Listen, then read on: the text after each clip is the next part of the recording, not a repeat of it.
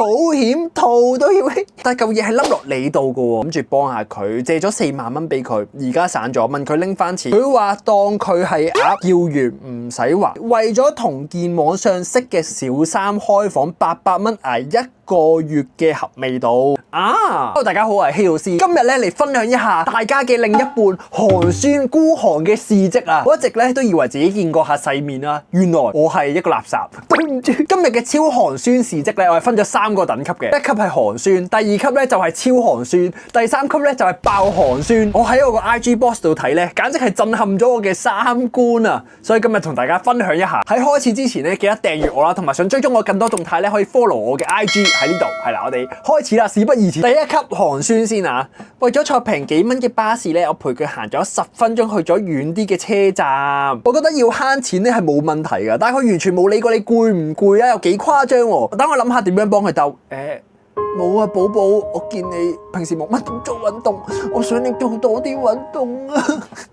我估佢應該係咁樣嘅心態啫。第2個，夏天電費貴唔俾開冷氣，你男朋友係咪林超英嚟噶？為咗南極嘅北極熊，為咗冰川嘅融化，地球嘅着想，我哋唔可以開冷氣。我已經想象到你嗰種濕嗲嗲然後肉體相連嘅感覺啊！哇，如果仲要進行一啲比較親密啲嘅接觸咧，我估應該都冇親密啲嘅接觸噶啦。第3個，男朋友就叫佢唔好喺度叫凍檸茶飲啦，成10幾蚊一杯，去我屋企沖俾你啦，我整得好好味噶。等陣先，佢係乜嘢嘅語氣先？佢係呢個 BB 啊，唔好叫凍檸茶啦，成10幾蚊一杯，去我屋企沖俾你啦。係呢個語氣啊，定係我屌凍檸茶咁撚貴，10幾蚊一杯，去我屋企啦，搞咁多飛機做乜啫？係邊種語氣先？爭好遠嘅喎，因為前者咧就係可能佢叫你上佢屋企係有其他嘅企圖，第2個語氣咧就係覺得真係貴，係唔同啊。第4個，新年行年宵嫌貴，燒賣叫你自己俾錢。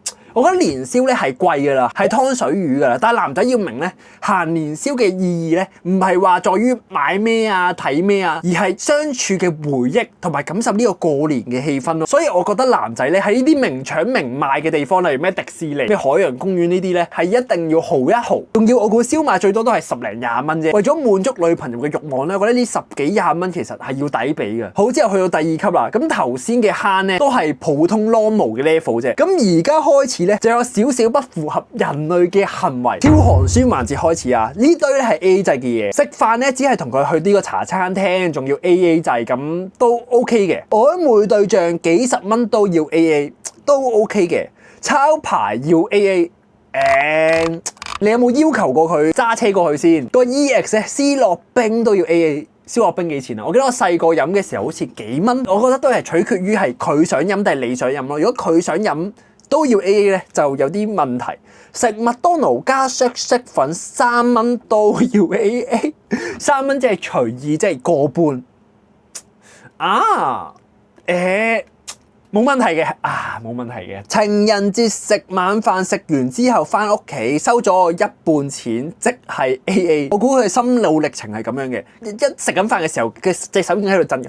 哇！好似有啲肉赤喎，2000幾蚊食餐情人節飯，算啦，翻去問翻條女拎啦。如果佢有講先會好啲，呢個係溝通嘅問題，又唔算太怪得條仔嘅。爆房 AA， 保險套都要 AA， 但係嚿嘢係冧落你度嘅喎，咁得我爽咩？你都爽噶嘛，我平時唔戴噶嘛。你要我戴冇嘢啊？其實諗下唔係，其實你 M 巾咧應該都問翻條仔拎。點解啊？咁佢有份同你性行為噶嘛，咁佢都要用噶嘛。M 巾好合乎情理下，係咪應該佢都要俾翻錢先？我相信 M 巾錢應該係貴過安全套啊！你諗下，仲有護墊咧，仲有嗰啲消毒液，仲有分日用裝、夜用裝咧，你 cam 嘅錢一定多過佢。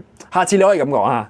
又塞錢落你袋，咁 AA 機關槍就完咗啦。咁超寒酸系列咧都繼續仲有嘅，買蘋果15蚊3個，咁我食咗1個，要我除翻錢俾翻錢佢，15蚊3個，你食咗1個俾翻5蚊佢。夏當同夏娃食蘋果嘅時候，夏當都冇叫夏娃俾翻錢佢啩，咁5蚊。都 cam 又有少少過分嘅係，有一次喺佢屋企煮咗包蜜丸，佢發脾氣，叫我逐粒計翻錢，俾翻錢佢。嗱，小姐我又覺得你錯啦，電費係咪錢？煮食爐煤氣費係咪錢？個倉儲成本係咪錢？你答我，都係買。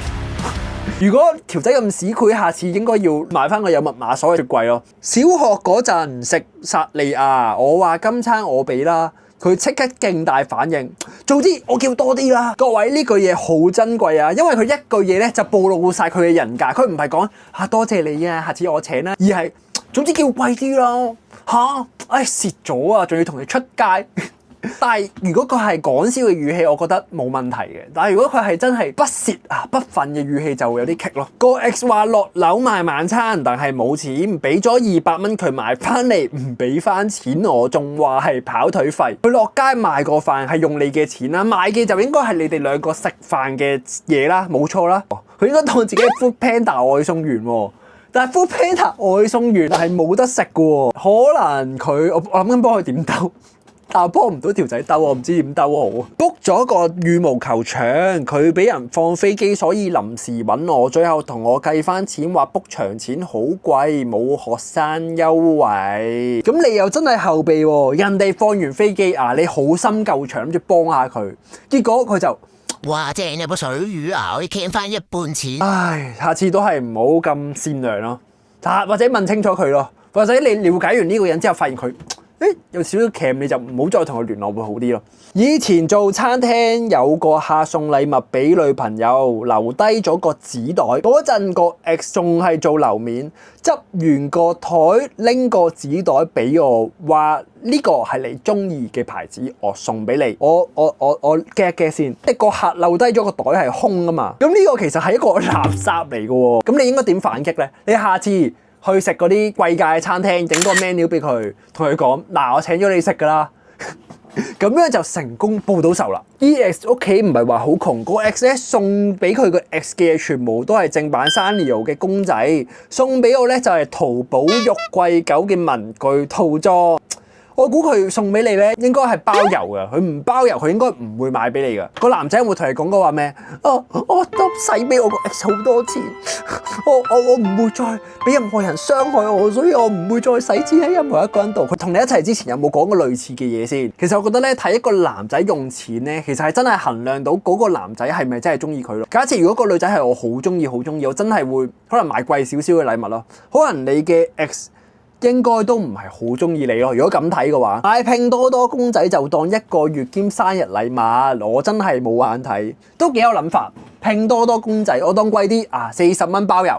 咁你2個節日斬開，每個節日都係用20蚊啫，即係你喺佢心入邊咧，呢20日咧係6毫子都唔值啊！日均，你明唔明呢件事幾誇張啊？其實你買個貴啲嘅公仔可能都係3、4百，平啲都100零蚊細細隻，都好過買拼多多啊！講開話想買隻爆旋陀螺玩，但新手咧想買隻平款，結果佢賣咗隻市場價嘅俾佢，佢仲有賺我錢。佢係咪有好多條女啊？就喺度散貨咯，每人一隻啊，識咗佢想買爆旋陀螺啊，賺20蚊。識10條女就賺100蚊，哇，爽到撲街！其實我覺得情侶或者朋友又好啦，你講錢係即係好無謂咯，即係你賺就應該賺愛人嘅錢，而唔係賺自己親人嘅錢咯。即係我唔係得罪保險啊，即係點解保險嘅人會咁多人比較唔中意，就係因為佢係要靠佢朋友親友去賺錢咯。去食飯佢自己叫咗酒，本身咧就冇特別想飲，佢都斟咗俾我。埋單嘅時候叫我酒錢除翻2，佢應該本身咧就好想飲酒，之後佢就諗哇，我估200蚊啊，200蚊有啲貴，之後望住你個酒杯，佢即刻就倒俾你。當你倒落去尾嗰刻，我就心諗 yes 得咗。下次遇到呢個情況，你同佢講，我嘅香水係咪錢啊？我換衫呢件衫呢啲化妝品係咪錢？再叫佢 can 翻你嘅錢。呢個就係超寒酸嘅最後一條啦。第一次見咧就去食冰室，個飯咧就係68蚊，食飯佢自己整污糟咗件衫，去女人家買件衫就買咗件29蚊嘅衫，佢講價22蚊。然後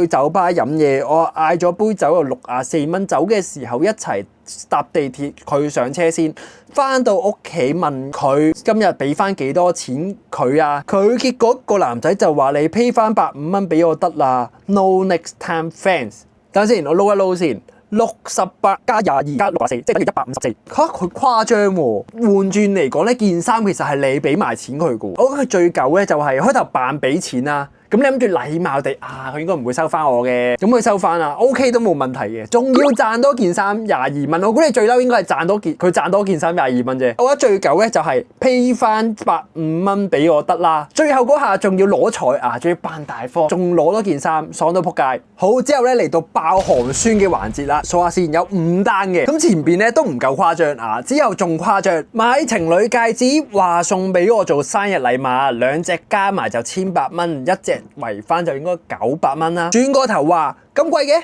做乜唔阻止我買？都屈機喎呢招，佢本身預知噶嘛，佢可以講聲話，哎呀有啲貴喎，寶寶不如我哋買平啲，佢冇喎，越諗越氣憤就話，做乜唔阻止我買啊？咁如果以後佢偷食咧，佢可以話，你做乜唔阻止我偷食啊？你做乜唔同我講唔可以同其他女仔 contact 啊？佢應該就係啲咁嘅人咯。之前 date 咗個男仔，約咗佢一齊食 lunch under 200蚊啦。咁個男仔咧隔咗2個月先問我拎翻錢。我估你同佢應該係冇下文嘅，即係可能出現一次街，大家唔啱，所以就完啦。佢應該呢60日就喺度諗，死啦，蝕咗添200蚊嚇。條女又 date 唔到又冇下文，又冇得一齊，蝕晒。之後佢越諗越唔氣憤，之後2個月之後就諗，我哋要問翻個八婆收翻錢先。佢應該個心路歷程係咁嘅。點解我會咁清楚佢心路歷程呢？我都唔知。見到個男仔爭財務公司錢啦，諗住幫下佢，借咗4萬蚊俾佢，而家散咗，問佢拎翻錢，佢話當佢係鴨。要完唔使還，有啲笑唔出，因為4萬蚊其實你話多係都多嘅，其實你係出於個好心啦，你係想幫佢，所以你先俾4萬蚊佢，仲要你主動提出噶嘛，散咗唔還錢都已經夠撲街，佢仲要叫你當佢係鴨，而家得你爽咩？佢都有爽噶，狗嘅人先講得出呢啲嘢咧。我極度建議呢個女仔咧，一定要追翻呢嚿錢咯，唔好話4萬蚊多與少嘅問題，你要俾個教訓佢咯，即係你嘅好心，你嘅幫佢，唔係老諷噶咯，唔係因為嚿錢大唔大，而係要俾個教訓佢，清楚知道你嘅好唔係俾你咁樣濫用噶咯。咁我都分享下啦，即係我覺得所有人都係，你借咗錢出去咧，你就預咗嚿錢咧係送咗出去噶。因為有一個借咗俾一個好好嘅 friend 啦，兄弟嚟嘅，我借咗5000蚊俾佢，佢直接咧係消失咗成個人，即係諗下佢同我係中學最好嘅老死啦，成班兄弟 group 啦，佢係可以為咗個5000蚊咧而喺個 group 度消失嘅咯。我嬲係唔係嬲咗嗰5000蚊冇咗咯，而係覺得5000蚊就冇咗一個最好嘅朋友，我覺得好唔值咯。同個 ex 係 food court，佢見佢眼金金望住我食，我就問佢做乜唔食嘢，佢話冇錢，咁我就請佢啦。過多陣咧，佢直接睇咗 ADO 嘅演唱會，冇錢食飯，有錢睇 ADO 嘅演唱會，佢仲要眼金金望住你食，哇！演技簡直係一流啊！呢個拍拖去旅行唔肯唱錢啦，全程碌我嘅卡。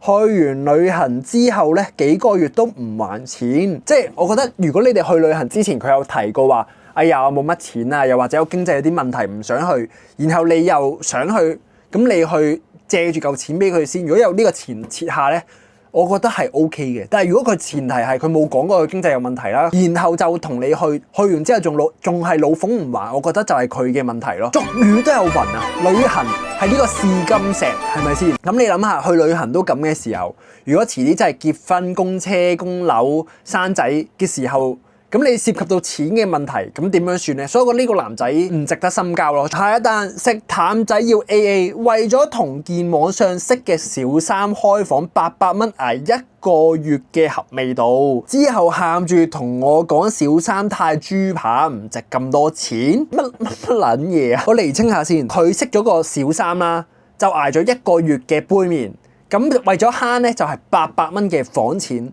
之後喊翻咧同你懺悔，但係懺悔嘅內容唔係話哎呀對唔住我出軌，而係我出軌，然後個小三唔值800蚊咁多錢，我幫佢配翻個內心獨白。我屌，我真係好撚後悔，捱佢1個月嘅杯麵，屌條女，佢居然係豬扒，係我對你唔住。豬，好差喎！佢居然佢同你道歉嘅位唔係同你講佢出軌，而係佢屌咗個豬扒，仲要嘥800蚊。我覺得呢個男仔係人渣嚟噶，所以我希望你之後遇到嘅人都係好人，同埋遇到一個更好嘅男仔啦。最後一個啦，到最後一個啦，我個朋友個 ex 每次食完飯都唔俾錢，當係幾個朋友食飯嘅時候，朋友 A 俾完錢，阿 X 咧都唔會俾翻錢佢，直至好多次啦。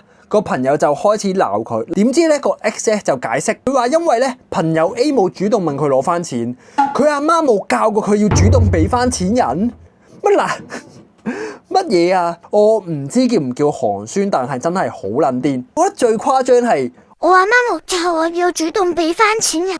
咁人哋唔教你，你自己呢啲 common sense 唔識嘅咩？唔 make sense，佢根本就係唔肯承擔責任嘅人咯。佢純粹即係犯啲咩錯啊，做錯啲咩決定，一定都係賴人先。佢差係差在寒酸得嚟，仲要推卸責任。